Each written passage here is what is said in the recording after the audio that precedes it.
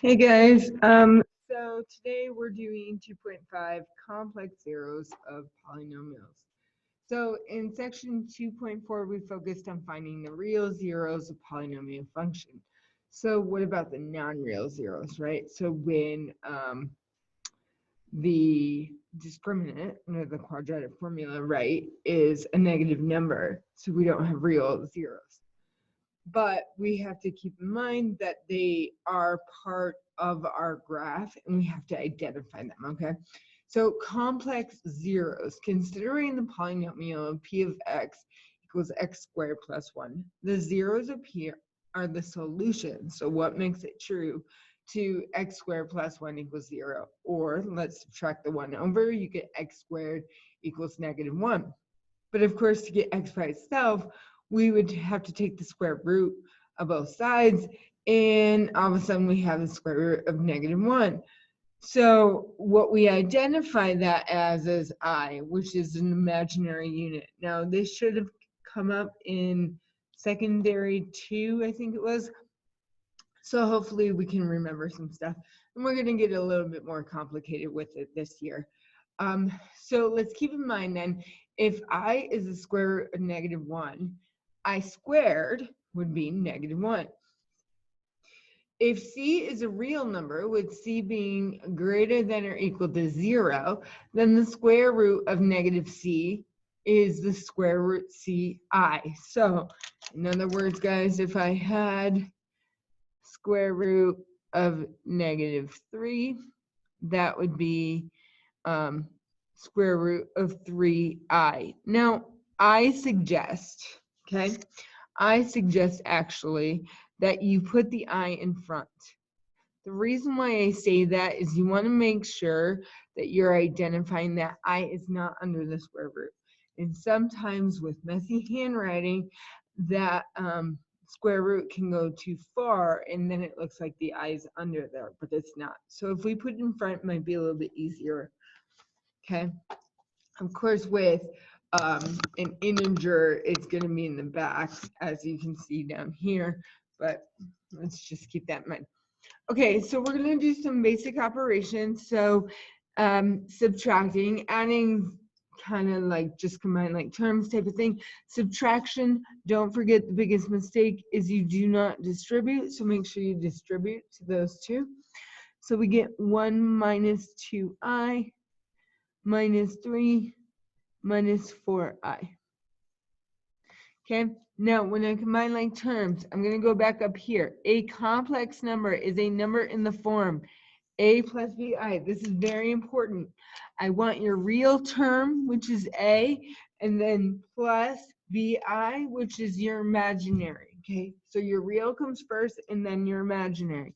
So I'm going to do the reals first. I get 1 minus 3, which is negative 2. And then negative 2i minus 4i is negative 6i, and we're done. Okay, there we go there. B is multiplication. So since it's two binomials, you can either do FOIL or you can do the box. That's going to be up to you. I'm actually going to do the box a little bit later. So I'm going to do FOIL now for those of you who want to see what FOIL is. So FOIL, F-O-I-L. First, outer, inner, last. So first would be the 1 and the 3. 1 times 3 is 3. Outer, 1 times 4i. That would be 4i. Inner, negative 2i times 3 is negative 6i. And then negative 2, last, which is negative 2i plus 4i is a negative 8i squared. Okay, remember that a complex number is a plus bi. We have an I squared, so we have to simplify that. So before I combine like terms, I'm going to change that I squared into what value? Well, remember up here, I squared is negative 1. So I'm going to change that first. So I get 3 plus 4i minus 6i minus 8 times negative 1. now I can do everything. I'm going to do these two steps into one, okay? Because negative 8 and negative 1 is positive 8. Positive 8 plus 3 is 11. And then 4i minus 6i is negative 2i. And we are done. Okay, see, with division here, really what we're doing is simplifying it because we can't really divide. One of the things I'm saying about simplifying it is because I cannot be in the denominator, okay? If I is in the denominator, you're not simplified all the way. So how do we get I out of the denominator? Well, we use what's called a conjugate, okay? I know it sounds really weird, but what I do is I multiply, and then what I'm going to do is multiply by the denominator, but kind of do the opposite. So since this is subtraction, I'm going to be putting addition. Now, the reason why I do that is because it's the difference. Think a difference of squares, right? There's no middle term. So when we FOIL or do our box method, there's no middle term. And that last term becomes an I squared, which we know back here turns into negative 1. Okay, so opposite sign. Whatever we do to the bottom, we must do to the top, because multiplying by 1 keeps the same value. It just changes the form. Okay, so FOIL the top, FOIL the bottom. When we FOIL the top, and I'm going to do this math very quickly.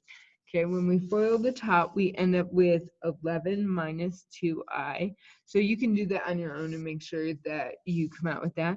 And on the bottom, this I'm going to put in normal terms. Okay, so we get 9 minus 16i squared, which we know is negative 1. So the bottom here becomes 25. So right now we have 11 minus 2i over 25. Now, as you can see, I said as of now. Because remember, what form do we have to be in? We have to be in a plus bi. This is not a plus bi. I have to separate. That 25 goes to both. So my final answer is 11 over 25 minus 2 over 25i.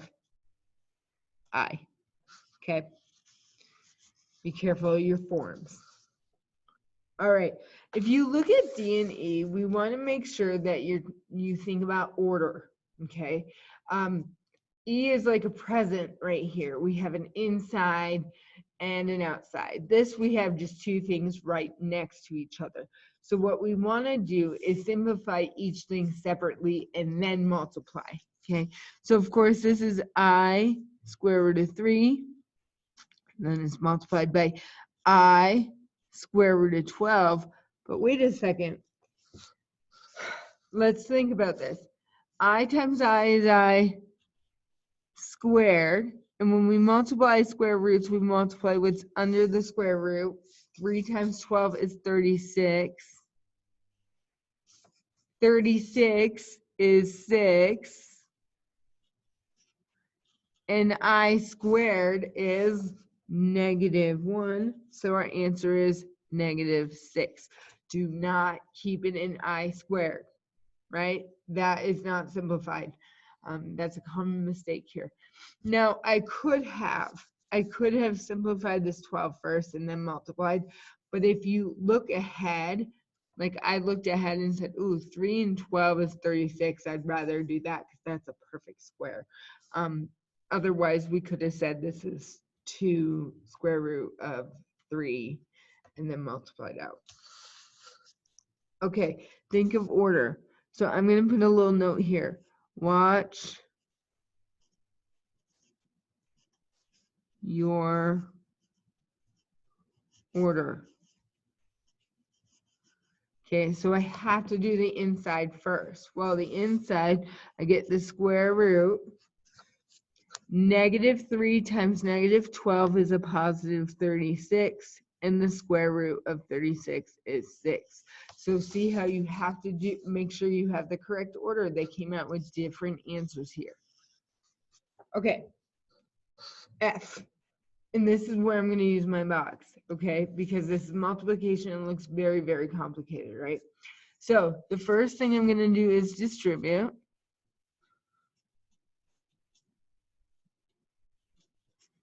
I'm going to distribute so there's no inside parentheses there. So I have x minus 1 minus 2i times x minus 1 plus 2i. Okay, so I have a trinomial times a trinomial. Then I'm going to use my box method because it's more organized. Okay. All right, so on top I have x minus 1 minus 2i. On the side I have x minus 1 plus 2i.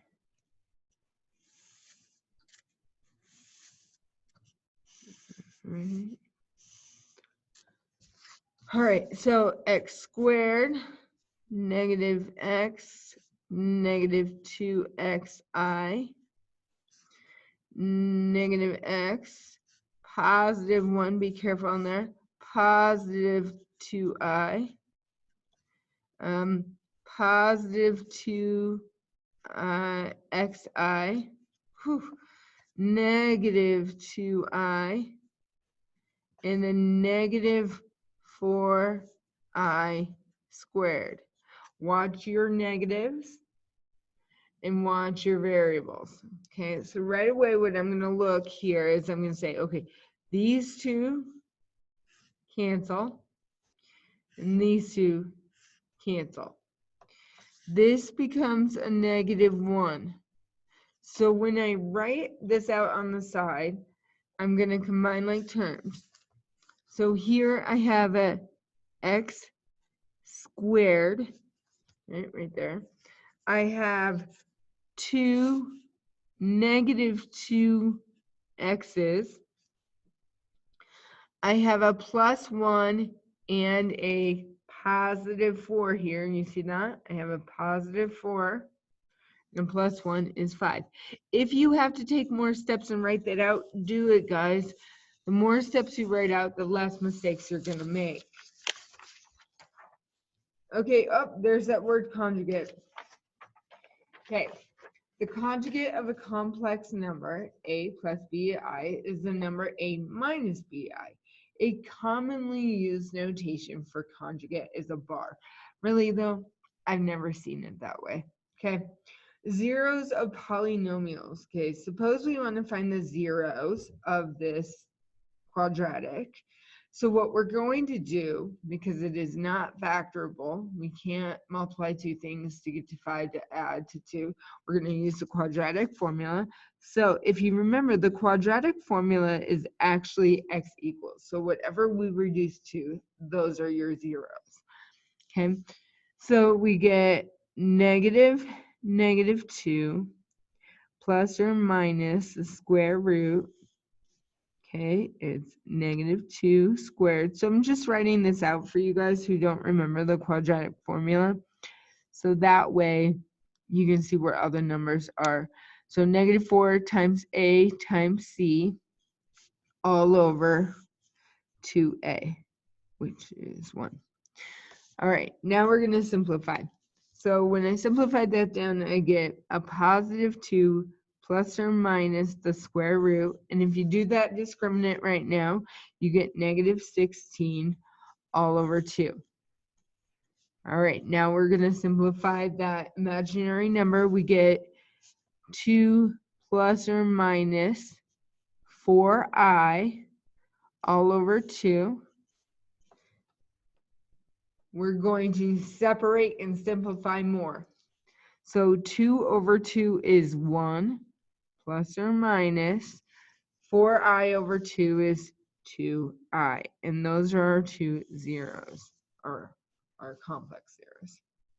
Okay, there are some important ideas we should point out here. So 1 plus 2i and 1 minus 2i are conjugates.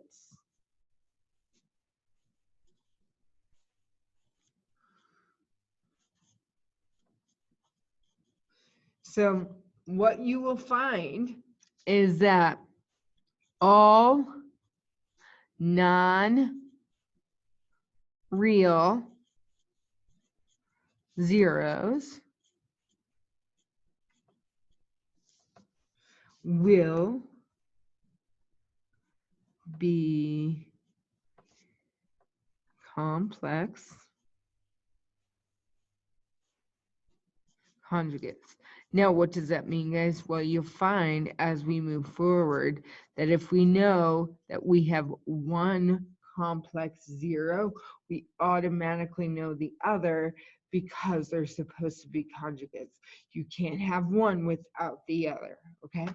So, and that's pretty much where we're going into right here. Okay, fundamental theorem of algebra and complex factorization. Suppose f is a polynomial function with degree n greater than or equal to 1. Then f has at least one complex zero. In actuality, f has exactly n zeros, counting multiplicities, okay? So let's look at what they want down here. For the following polynomials, find the degree of the zeros and the multiplicity of each zero. Write the polynomial in factored form. Okay, so our first one, the degree is 1 because that is the highest exponent. Okay, to find the zero, we set our equation equal to 0 and we solve. So x is 2, which means our multiplicity, of course, is 1 because the degree is 1. And if there is only 1, it must be to the first. So let's look at B here. Okay, let's keep in mind that the highest degree is 2. So our multiplicity has to add up to 2. Okay, now if we look and we set this equal to 0, I'm hoping that you guys recognize that you can factor it. And when you factor it, we can rewrite it as x minus 2 squared equals 0. So when we solve, we find that x equals 2. And the exponent there is 2, so the multiplicity is 2. Okay, if we factored and we got 2 zeros, that means the multiplicity of each of those is 1. We would have 2 of them add up to 2, so on and so forth. Okay, so let's check this out. Okay, so we want to the degree, focus on the degree first. The degree is 3, so we should have 3 zeros. Whether that be real or complex or anything like that, there should be 3 zeros. So I'm going to factor first, take out a 3x, and get x squared plus 4. Okay, this works. So right here we have x equals 0. Now, if we were to set this equal to 0 and solve, right, we would find that we have our two complex. So it's plus and minus 2i. Again, if you want to see that, I can put on the side x squared plus 4 equals 0. We can solve that. X squared equals -4. Take the square root. Let's remember that when we have the square root, we have plus or minus. And change that into 4i. Now we had a degree 3, and we have 3 zeros. So each of these multiplicities is 1.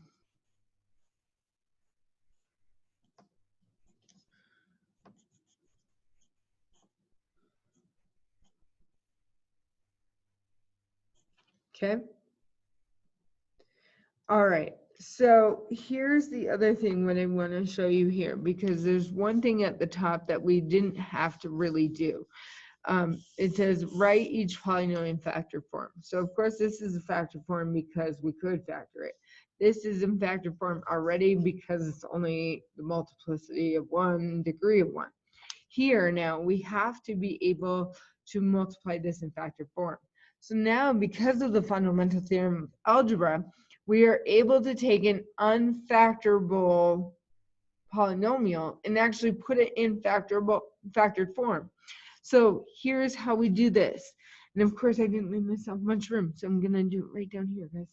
Okay, that means that I can take each thing and replace it. So first of all, I have a 3 out front. And what I would do is say x minus that 0. So the first one is 0, which we know doesn't have to be written that way, right?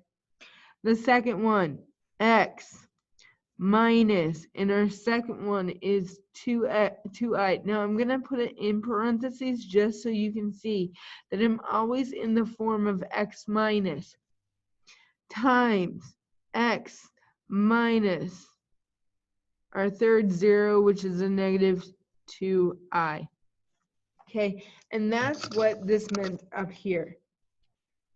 Okay, guys, meaning that we can take all of our zeros and say x minus that 0.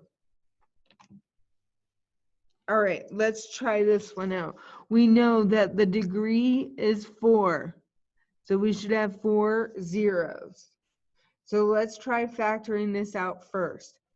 So that would be x squared plus 4 times x squared minus 4.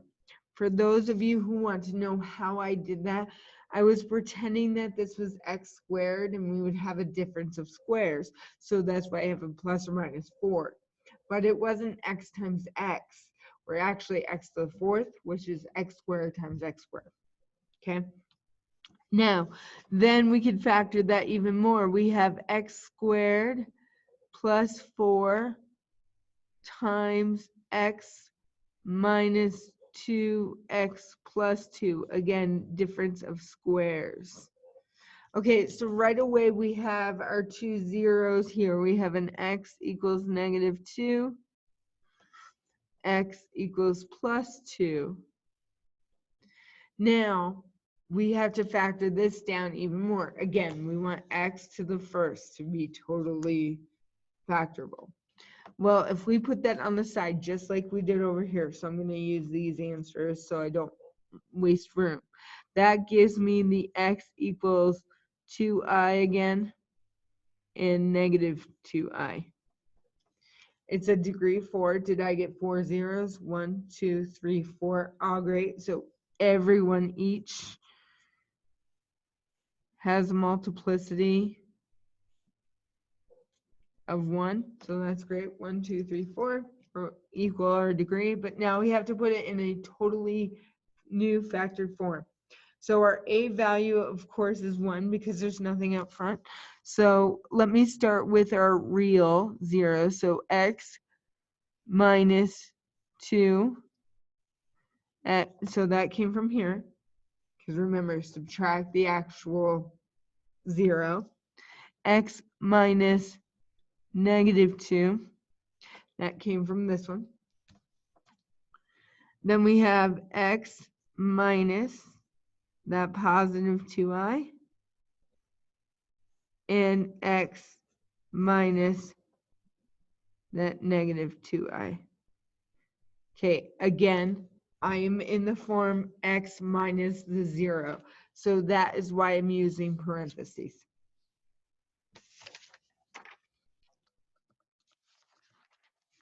All right, last two results of this section will show us how to identify both the real and the complex zeros. Okay, so theorem 2.8, conjugate pairs theorem. If f is a polynomial with a real coefficients and a plus bi is a 0, then you automatically know that a minus bi is also a complex or a 0. Okay, so if you know one, you automatically know the other. The real factorization theorem. Suppose f is a polynomial function with real number coefficients. Then f of x can be factored into a product of linear factors corresponding in the real zeros of f and irreducible quadratic factors given the non-real zeros of f. Okay, in other words, guys, we want x to the first when we have it all down in factored form. Okay, so we are actually going to do this using our multiplicities, and we're going to do this using synthetic division, and this is where it gets tricky. Lot of paper. Do not erase your work. Okay, so first of all, let's keep in mind that we have the degree of 5. Okay, what I want to remind you here is we weren't able to use the quadratic formula or solving unless we had an x squared. So that means we must do at least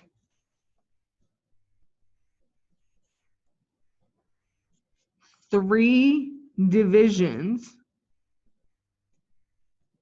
to get it down to an x squared to be able to see if we could factor nicely. Okay, so let's remember on how to do this. We take our coefficient out front and our constant out back. So remember, we have 12 and 1. The great thing is 1 is just plus or minus 1. Remember, plus or minus. 12, we need to look at our factors. Plus or minus 1, plus or minus 2, plus or minus 3, plus or minus 4, plus or minus 6, and plus or minus 12. Okay, remember that it's one over the other. It's the constant over our leading coefficient. Okay, hopefully this works out so we don't have to go through all of these, because what, there's a possibility of 1, 2, 3, 4, 5, 6 of them. So actually 12 of them that we could be doing. Okay, so let's keep that in mind. All right, so I'm going to tell you right off that positive 1 doesn't work. You can go through it, but I'm going to go with it and go, let's try our -1.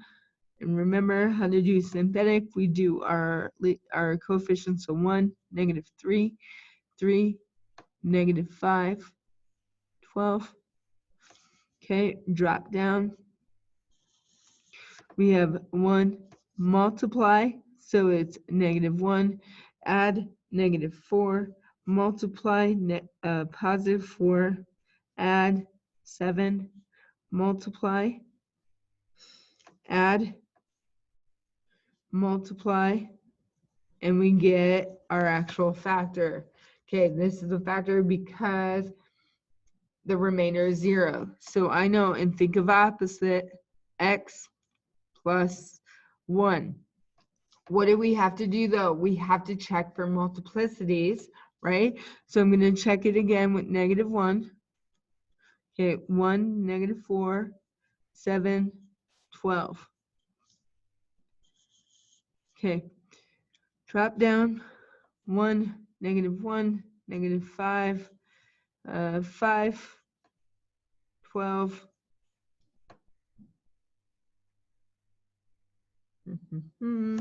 I'm double checking. Did I miss something? 1, -1, add, +5, 12.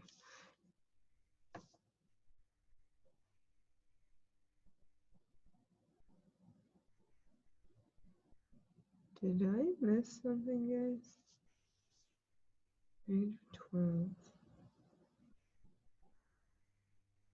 I swear I missed something. 1, -3, 3, -5, 12.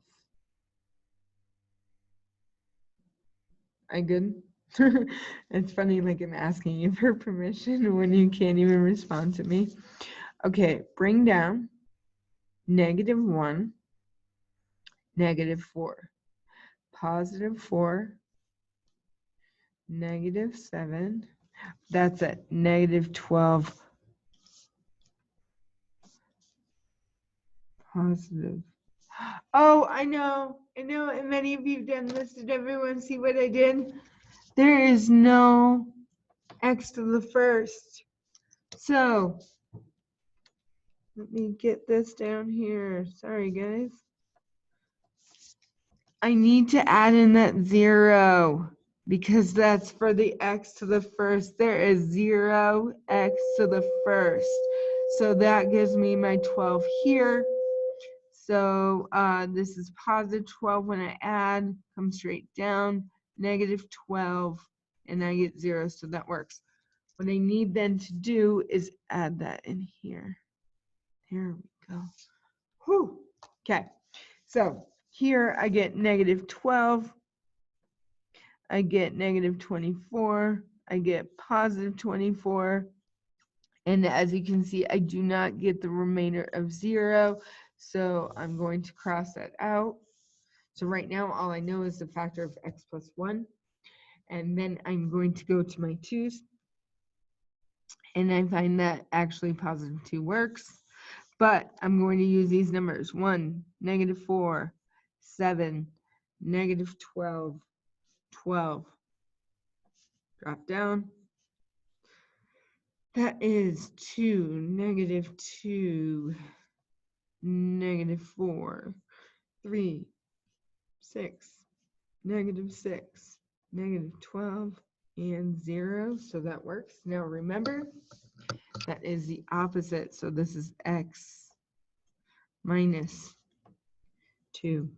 I have to try it again. So 2.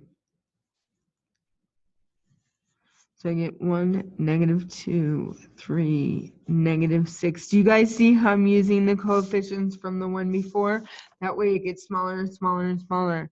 So drop down 1, 2, 0, 0, 3, 6, 0. So it worked again. I didn't mean to put that 0 in there, did I? And so that worked. So I get another x minus 2. Okay, let me show you what you have so far. You have x plus 1 times x minus 2 squared.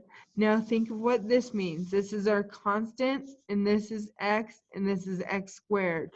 So I get x squared plus 3.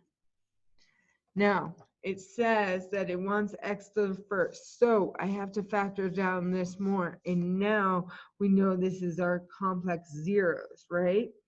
So we know that we have x plus 1 times x minus 2 squared. And then we could break that up into x minus square root of 3i times x minus negative square root of 3i. Okay. Now, if it wants, here's the specific thing. So now we were able to factor it down. We have 1, 2, 3, 4, 5, and our degree was 5. That's great. We broke it all the way down. But here's the thing.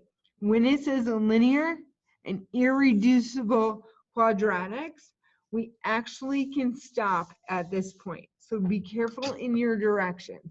If it doesn't want complex and it just wants irreducible, because it becomes a complex, we are fine with the answer x plus 1 times x minus 2 squared times x squared plus 3, and you are done. because it cannot be factored anymore. So be careful on directions on what you want to do. All right, one more page. I'm going to pause this really quick. It won't seem like it because I need to talk to my team. Sorry, guys, I'm trying to find time to record and I have a meeting now. So let's see how fast we can get through this. All right, so we have our polynomial. Now, the great thing about this is that it tells us that we are given a 0. So we already know we have 1 0. But the truth is, don't we know we have 2 zeros? Okay, because so if we have a positive 2i, we automatically know we have the conjugate, which is a negative 2i. Okay, so right off the bat, I see that I can write in x minus 2i times x minus negative 2i. Now, what's so great about this, right? Well, if we multiply that out, we automatically get x squared plus 4. Okay, how does that help us now? Well, if we do long division,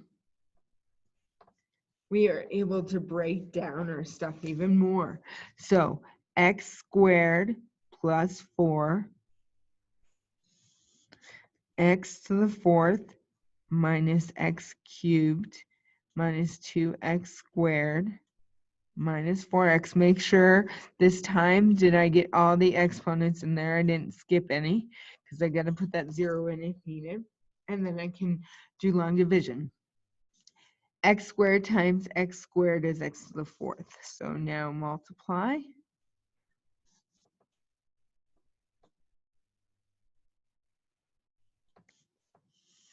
Subtract straight down and get negative x cubed.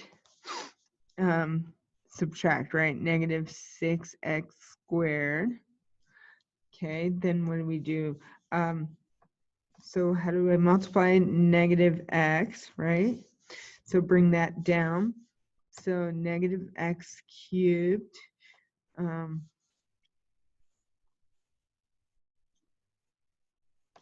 then 4 times negative x is negative 4x. Subtract straight down. Negative 6x squared. Subtract straight down. That gives you 0. Bring the negative 24 down. Okay, multiply by negative 6. So I get negative 6x squared minus 24. Now, here's the thing. I know that these are zeros, so there should be no remainder here. So as of right now, I have x squared plus 4 times x squared minus x minus 6. We can factor this. 2 numbers multiply to give you negative 6 that add to give you negative 1.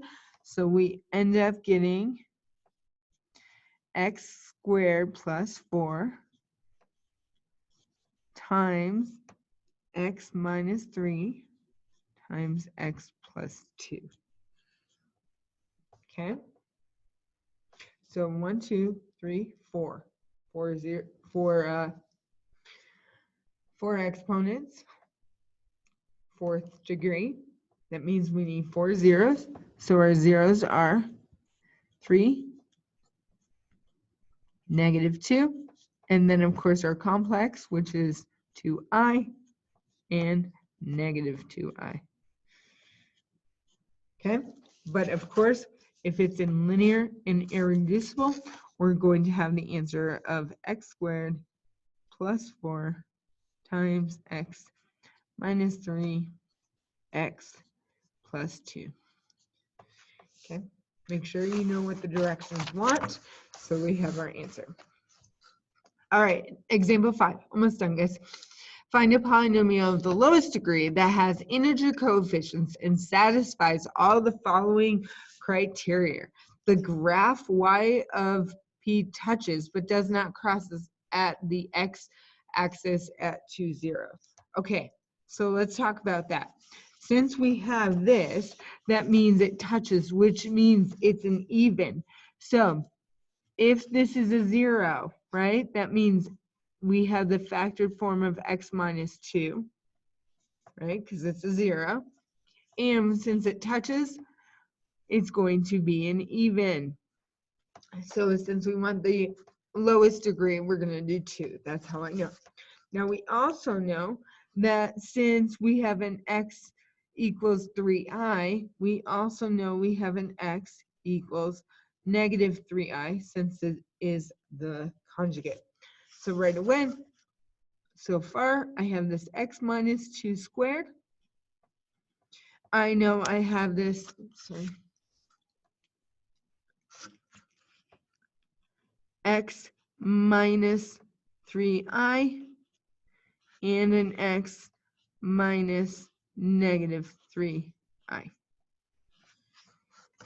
All right, so if we were to simplify that, or at least not in complex, but irreducible quadratic factors, we would have x minus 2 squared times x squared plus 9.